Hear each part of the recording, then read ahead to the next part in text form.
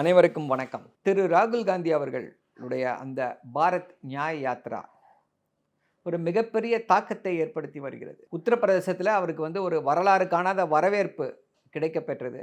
அவர் செல்லும் இடங்களிலெல்லாம் முக்கியமான பிரச்சனைகளை எழுப்பி கொண்டிருக்கிறார். அது மக்களிடையே ஒரு மிகப்பெரிய தாக்கத்தை ஏற்படுத்தி வருகிறது.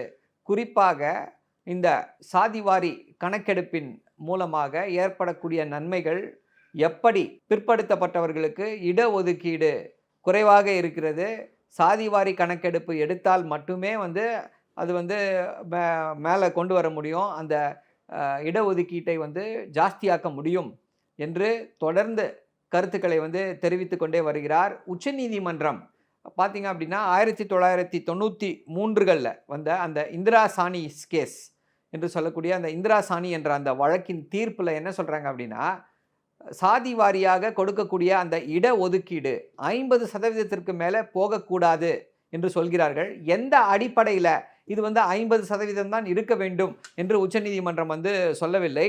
பின்னர் இது போல் பல்வேறு விஷயங்கள் வரும்பொழுது, மராத்தா ரிசர்வேஷன் கேஸ் வரும்பொழுது உச்சநீதிமன்றம் என்ன சொல்லுது, என்ன கருத்தை தெரிவித்தது என்றால், உங்களுக்கு எந்த அடிப்படையில் நீங்கள் இவர்கள் பிற்படுத்தப்பட்டவர்கள் என்று சொல்கிறீர்கள், இவங்களுக்கு எந்த அடிப்படையில், இவங்களுடைய பாப்புலேஷனில் இவங்களுடைய பர்சன்டேஜ் என்ன, எந்த அடிப்படையில் நம்ம இவர்களுக்கு கொடுக்க முடியும், இப்போ 5% பாப்புலேஷனில் இருக்காங்கன்னா அவங்களுக்கு நம்மளால் 15% கொடுக்க முடியுமா ரிசர்வேஷன் போன்ற கேள்விகளை எழுப்பி வந்திருக்கின்றனர். இந்த ரிசர்வேஷன்ஸ் கேசஸில் எல்லாவற்றிலுமே இப்படிப்பட்ட கேள்விகளைத்தான் எழுப்பி வந்து கொண்டே இருக்கின்றது உச்சநீதிமன்றம். அந்த அடிப்படையில் இப்பொழுது இந்த ஒரு கேள்வியும் வந்திருக்கிறது.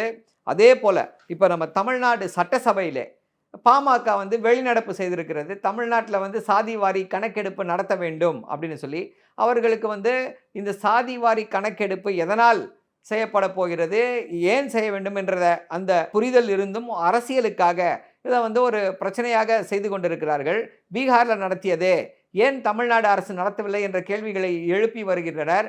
ஐயா, பீகாரில் பார்த்தீங்கன்னா, பீகாரில் சாதிவாரி கணக்கு ஆய்வு மேற்கொள்ளப்பட்டது, சாதிவாரி கணக்கெடுப்பு நடத்தப்படவில்லை. இப்போ ஆய்வு என்றால் இருக்கக்கூடிய தரவுகளை வைத்து இவர்களாக வரக்கூடிய ஒரு கணக்கு, போய் கவுண்ட் பண்ணல, ஒருத்தரையும் கவுண்ட் பண்ணல. சென்சஸ் கணக்கெடுப்பு அப்படின்னா ஒவ்வொருத்தரையும் இப்போ அக்யூரசி ஜாஸ்தியாக இருக்கும். ஸோ இதுதான் இதற்கு பின்னால் இருக்கக்கூடிய அந்த புரிதல். ஏன் அங்கே அந்த ஆய்வு தேவைப்பட்டதாக இருந்ததுன்னா, அங்கே வெறும் 50% இடஒதுக்கீடு தான் பிற்படுத்தப்பட்டவர்களுக்கு, பட்டியலினத்தை சார்ந்தவர்களுக்கு, பழங்குடியினத்தவருக்கு 50% இடஒதுக்கீடு தான் இருந்தது. இப்பொழுது இந்த சாதிவாரி கணக்கு ஆய்விற்கு பின்னர் அங்கே அது 65% உயர்த்தப்பட்டிருக்கிறது. ஆனால் தமிழ்நாட்டில் பார்த்தீங்க அப்படின்னா ஏற்கனவே 69% இடஒதுக்கீடு இங்கே அமலில் இருக்கிறது. திராவிட ஆட்சிகளின் ஒரு அளப்பரிய சாதனை இதுவென்று சொல்லலாம். ஏற்கனவே 69% இருக்கிறது.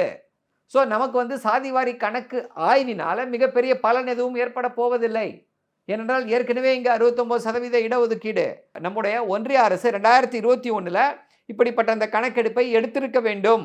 அதனால் அடுத்து வரக்கூடிய கணக்கெடுப்பு கண்டிப்பாக இந்த காங்கிரஸ் இந்தியா கூட்டணி கண்டிப்பாக ஆட்சிக்கு வரப்போகிறது. ஆட்சிக்கு வந்த உடனேயே சாதிவாரி கணக்கெடுப்பு நடத்தப்படும் என்று உறுதிமொழி கொடுத்த பிறகும் பாமகவினர் வெளிநடப்பு செய்திருக்கிறார்கள். இது ஒரு அரசியல் நாடகம் தானே தவிர இது வேறொன்றும் அல்ல.